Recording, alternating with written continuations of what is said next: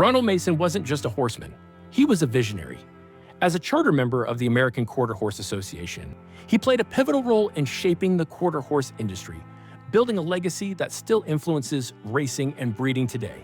Robert Denhart and Jack Hutchins, in the early years of forming the AQHA, like 38, 39, in that window of time, they identified throughout the Southwest key breeders of the horses they were looking for to start AQHA, and the bloodlines that needed to be put into the registry, and that type of horse that they were looking for. So they came up to Ronald's place, inspected the horses. They selected Oklahoma Star as one of the foundation stallions to go into the registry.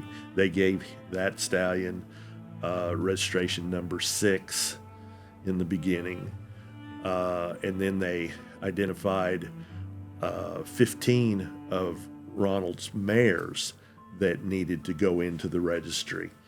And then in December of 1940, Ronald wrote a check to AQHA to get those 15 mares and Oklahoma Star registered and put into the breed registry with AQHA. So early foundation, huge influence. And now fast forward, and let's look at FDD Dynasty and Apollitical Blood. That female family that both of those horses come from goes back to a mare named Grace H, who was one of Ronald's great mares back in the 30s and 40s. So here that bloodline is still carried forth. AQHA's first supreme champion, a horse named Kid Myers. The grandmother of that horse was an Oklahoma Star mare. He said, I'm going to have athletes that can do something and beat the clock. He said, I want performance horses, something that you can do something on. And his record has proved that since. I don't care how much ability a jockey's got, a cowboy's got, a roper, bulldogger, they've got to have a horse to get there fast enough to be a winner. Mason's breeding program laid the foundation for future champions.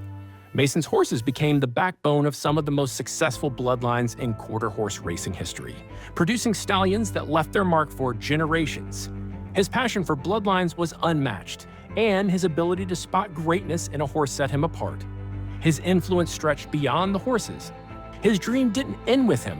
It continues in the bloodlines he nurtured, the horses that carry his legacy, and the people who learn from his wisdom. We honor Ronald Mason, a man whose passion for quarter horses shaped the industry we know today. He said this shortly, a couple of years before he died.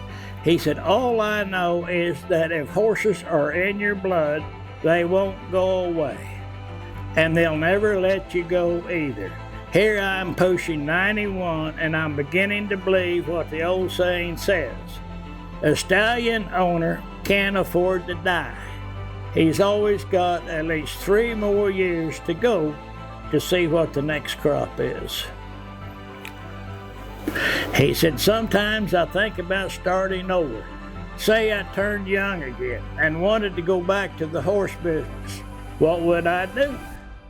I'd go out and try to buy back some of the blood I sold.